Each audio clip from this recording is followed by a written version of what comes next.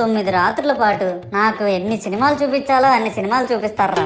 ఇందులో funny part ఏంటంటే నేను ఎన్ని బ్యాచ్లను చూస్తాను తెలుసా. ప్రతి వీధి పందిరి దగ్గరికి తిరుగుతూ నా విగ్రహాలకు రివ్యూ ఇచ్చే బ్యాచ్ ఒకటి, ప్రసాదాల కోసం ప్రతి పందిరి దగ్గరికి తిరిగే బ్యాచ్ ఇంకొకటి, ఇంకా దరిద్రం ఏంటంటే నాకు కొట్టిన కొబ్బరికాయలు ఏమైనా మిగిలిపోయేమో వాటిని తీసుకెళ్లి పచ్చడి చేసుకుందాం అనే బ్యాచ్ ఒకటి.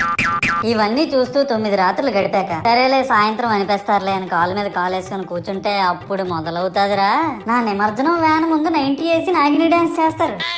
అంటే నాకు అర్థం కాదు, 9 రోజులు వాళ్ళతో కలిసి ఉన్నానని నన్ను కూడా వాళ్ళ ఫ్రెండ్ లా ట్రీట్ చేస్తారా ఏంటి? అబ్బా అబ్బా అబ్బా అబ్బా, మునిగినంత వరకు మనశ్శాంతి ఉండదురా బాబు నాకు. అంటే ఆ మాత్రం హడావుడి లేకపోతే నీ గొప్పతనం 10 మందికి ఎలా తెలుస్తుంది స్వామి? ఇవన్నీ నీకు గొప్పలాగా ఉన్నాయారా.